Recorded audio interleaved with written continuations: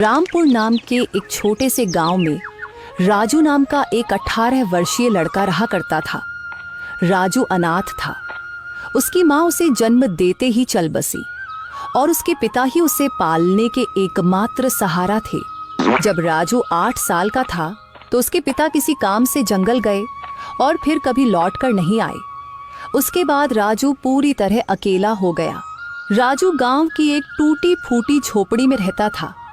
उसके घर के पास ही गांव का सरपंच और उसकी पत्नी रहते थे।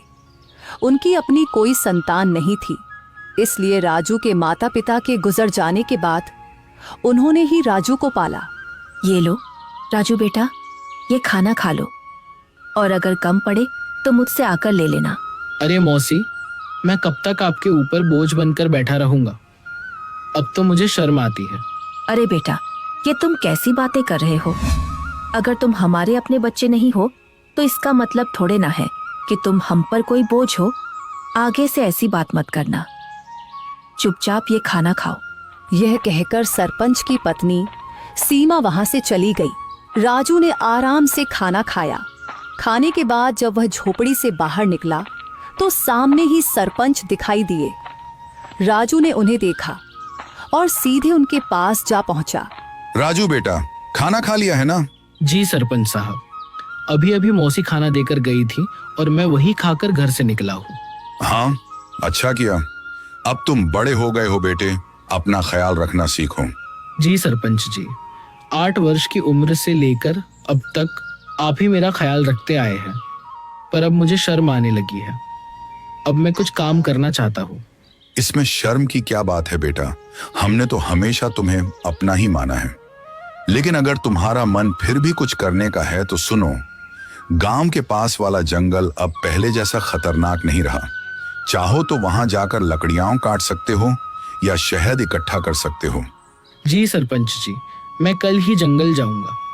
अब समय आ गया है कि मैं अपने लिए और आपके लिए कुछ कर दिखाऊं। अगले दिन राजू एक कुल्हाड़ी लेकर जंगल की ओर चल पड़ा। कुछ ही देर में वह जंगल पहुंच गया। जंगल में कदम रखते ही उसने सोचा, कुछ भी कहो, सरपंच जी ने बचपन से लेकर अब तक मेरी बहुत मदद की है। अब समय आ गया है कि मैं अपने पैरों पर खड़ा होकर दिखाऊं और अब मैं उनकी सेवा करूं ताकि उन्हें अपनी संतान की कमी महसूस न हो और वे हमेशा खुश रहे। अभी राजू ये सोच ही रहा था कि अचानक उसकी नजर एक कोयल पर पड़ी जो उसे बड़े ध्यान से देख रही थी। अरे, यह कोयल मुझे इतनी गौर से क्यों देख रही है? इसका आकार तो बाकी कोयलों से बड़ा है और देखने में भी यह कुछ डरावनी लग रही है। राजू ने अभी इतना ही कहा था कि तभी कोयल उड़ती हुई उसके पास आ गई और इंसानी आवाज में बोली, मैं तुम्हें भली भांति पहचानती हूँ। तुम्हारा नाम राजू है और तुम मोहन के बेटे हो। कोयल को बोलते हुए देखकर राजू बहुत डर गया और बोला, ये कैसे मुमकिन है? तुम तो कोयल हो, फिर इंसानी आवाज में कैसे बात कर रही हो? शायद ये मेरी आंखों का धोखा है। भला कोई कोयल इंसानों की तरह बोल सकती है? नहीं, यह तुम्हारी आंखों का धोखा नहीं है। मैं सचमुच बोलने वाली कोयल हूँ।